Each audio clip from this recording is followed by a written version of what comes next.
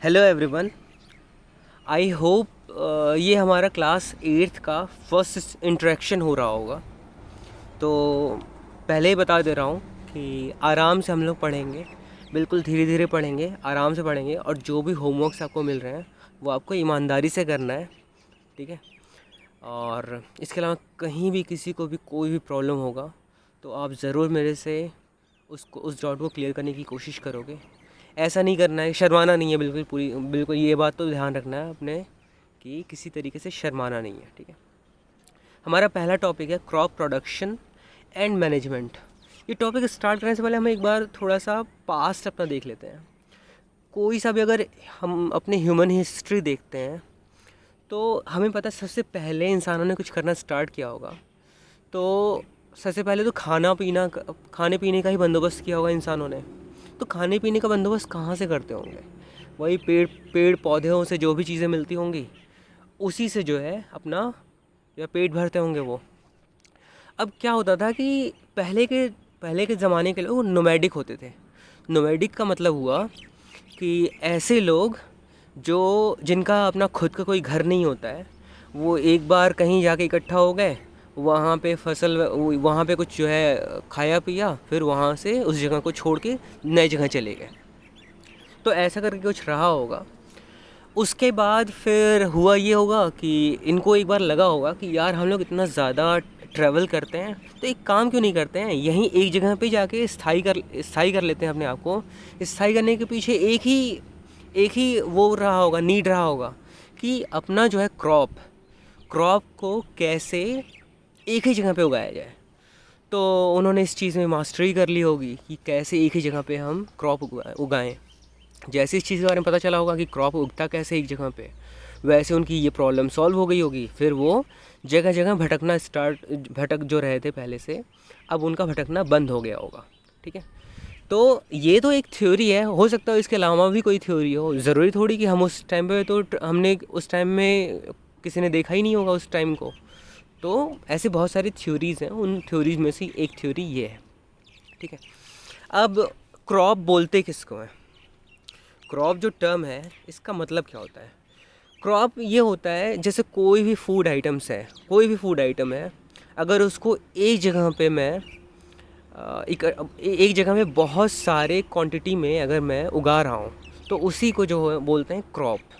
जैसे अगर मैं ढेर सारा गेहूँ का पौधा एक जगह पे उगा रहा हूँ तो उसको क्रॉप बोलेंगे।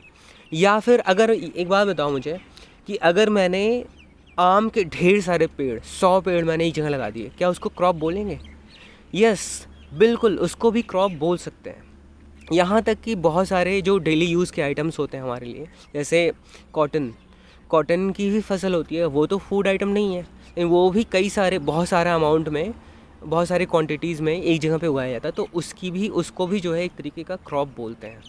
ऐसे ही इंडिगो की खेती होती थी पहले, उसमें जो है इंडियन फ्रीडम में उसका भी एक बहुत बड़ा रोल रहा है, ठीक है। तो थोड़ा आराम से हम इन चीज़ों को पढ़ने की कोशिश करेंगे, ठीक है। चलो अब स्टार्ट करते हैं। Crop, when plants of same kind are grown and cultivated at one place on a large scale, it is called a crop। वही जो अभी मैंने आपको एक्सप्लेन करा कि अगर एक जैसे प्लांट एक ही जगह पे ग्रो किए जा रहे हैं और उसका कल्टीवेशन हो रहा है, ठीक है, और वो भी लार्ज स्केल में, उसी को बोला जाता है क्रॉप। अगर 2-4 पौधे मैंने लगाए होते आम के या फिर गेहूं के तो उसको क्रॉप हम नहीं बोलते। ये याद रहेगा सबको। अब क्रॉप के टाइप्स आते हैं, मेनली 2 टाइप होते हैं, खरीफ क्रॉप और रबी क्रॉप। और एक तीसरा जायद भी आता है जिसके बारे में इसमें शायद नहीं दिया हुआ है, उसके बारे में हम आगे पढ़ लेंगे आराम से। तो खरीफ क्रॉप्स की खास बात क्या होती है? खरीफ which are Son in rainy seasons, ये ऐसी फसल होते हैं जिनको पानी की बहुत ज़्यादा ज़रूरत होती है, इन्हीं को खरीफ क्रॉप्स बोलते हैं। इनका एग्जांपल क्या है? पैडी, मेज़, soybean, groundnut and cotton. Paddy क्या होता है? पैडी होता है धान, ठीक है। मेज़ क्या होता है? मेज़ मक्का, आपको पता ही है।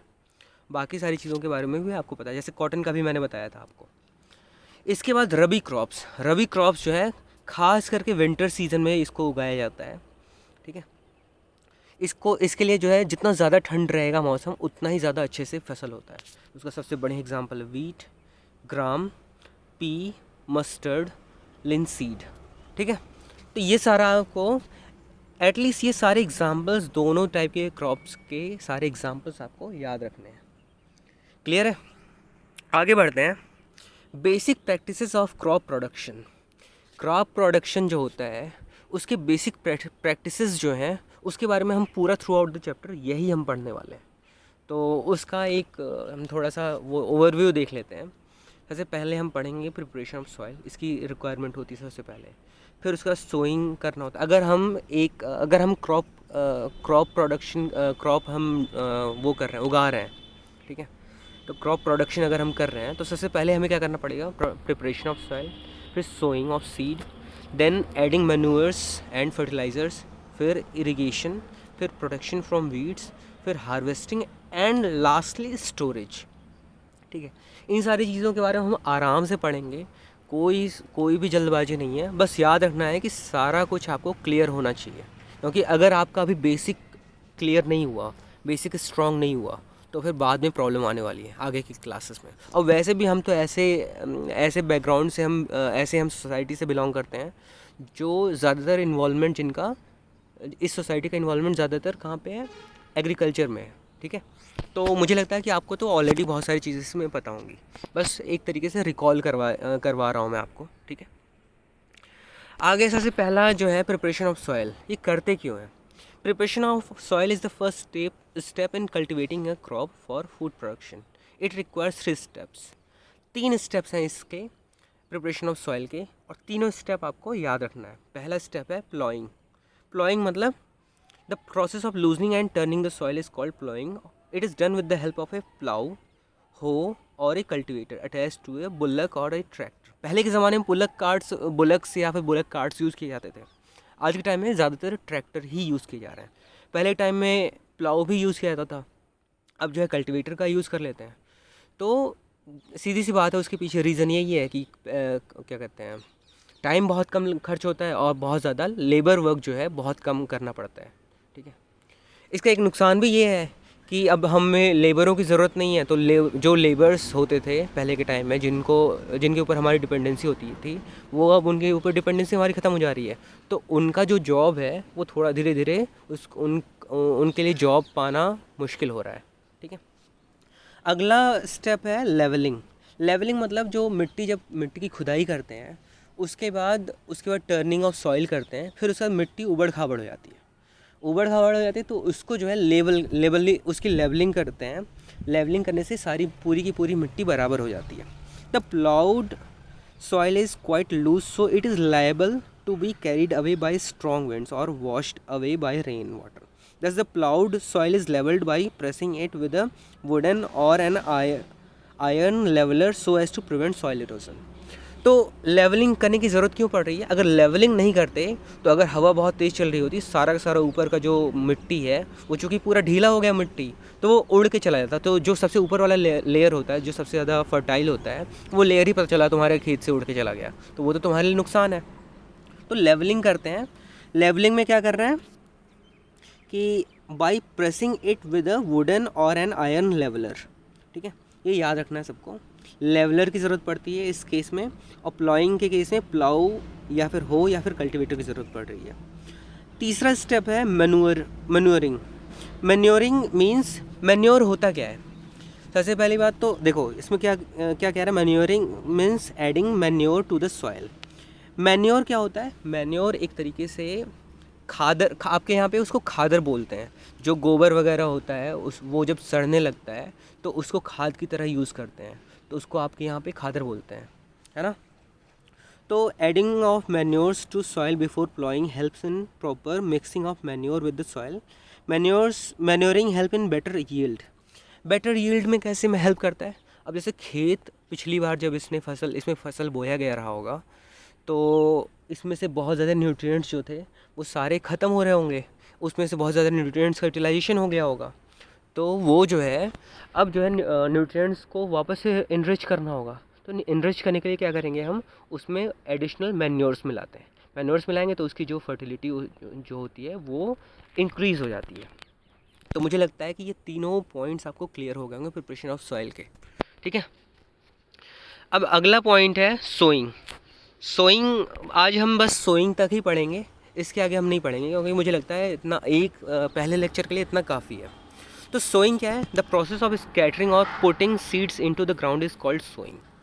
सोइंग क्या है? सीड्स जो जिनको मुझे जो है फाइनली ग्रो कराना है, जिससे मुझे पौधा पाना है, जिसका फल हम बाद में यूटिलाइज़ करेंगे, उन सीड्स को स्कैटर करना।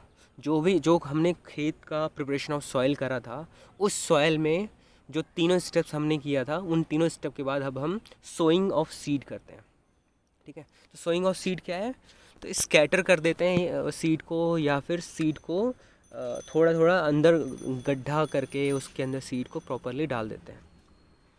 ठीक है, तो मुझे लगता है इतना क्लियर हो गया होगा। Before sowing good quality seeds are selected. अब देखो ये बहुत ही इंपॉर्टेंट स्टेप है। सीड्स की क्वालिटी ज़रूर चेक करनी होती है सो करने से पहले। अगर सीड्स की क्वालिटी आपने चेक नहीं करी है, सीड्स अगर हेल्दी नहीं हुए, तो सीधी सी बात, अगर सीड ही हेल्दी नहीं है तो फिर उसका प्रोडक्शन कैसे अच्छा होगा? जैसे बच्चा ही जब हेल्दी नहीं है, तो जब वो यंग होगा तो बहुत ज़्यादा एकदम हेल्दी कैसे हो पाएगा वो, है ना? तो बच्चा ही बिल्कुल हेल्दी होना चाहिए। ठीक है, good quality seeds are clean and healthy, free from infection and diseases. इसकी खास बात क्या है कि जो भी गुड क्वालिटी सीड्स हैं, इसमें किसी तरह की कोई बीमारी नहीं होगी और क्लीन होगा, और इन्फेक्शन और डिजीजेस से बहुत ज़्यादा दूर होगा ये। ठीक है, there are 2 methods of sowing seeds, sowing by hand and sowing with a seed drill. जैसे मैंने अभी बोला था कि सोइंग बाई हैंड में क्या करेंगे, हम स्कैटर कर देंगे, हाथ से हमने ऐसे बिखेर दिया। ठीक है, और दूसरा मेथड है, जो ट्रैक्टर होता है उसमें पीछे ऐसे ड्रिल्स होते हैं, सीड ड्रिल्स, उनका यूज़ करके हम छोटा छोटा गड्ढा करते हैं थोड़े थोड़े प्रॉपर डिस्टेंसेस पे, और उसमें हम सीड्स डालते चले जाते हैं। Sowing with a seed drill is considered better than sowing with hands because the seeds are in regular rows. It saves time and labor. सीधी सी बात है, जहाँ पे मशीन का वर्क होगा, जहाँ पे मशीन का यूटिलाइजेशन होगा, वहाँ पे सीधी सी बात है टाइम कम लगेगा। ठीक है, तो टाइम कम लगे, अब इसके लिए हमारे पास ये इक्विपमेंट होना चाहिए। सीड ड्रिल्स मुझे लगता है कि बहुत सारे लोगों के पास नहीं होता है, क्योंकि ज़रूरत बहुत ज़्यादा नहीं पड़ती है। लोग इतना तो काम कर ही सकते हैं कि खुद से ही जो है हैंड का यूज़ करके ही कर लें। लेकिन हैंड का यूज़ करने से ज़्यादा अच्छा ये क्यों होता है? क्योंकि प्रॉपर डिस्टेंसेस पे जब अगर सारे पौधे होंगे तो सभी को प्रॉपर न्यूट्रिएंट्स मिल पाते हैं। अगर सभी एकदम सटे होंगे तो न्यूट्रिएंट्स का जो इनको मिलना होता है वो इनमें बंट जाता है। अगर न्यूट्रिएंट्स बंट जाएंगे तो फिर प्रॉपर सभी को खाना नहीं मिल पाएगा, तो उसका कॉन्सिक्वेंस क्या होगा कि फूड जो फसल होगी बहुत अच्छी नहीं होगी, है ना? तो चलो फिर आज के लिए बस इतना ही। इसके बाद नेक्स्ट लेक्चर में हम आगे कंटिन्यू करेंगे। Thank you.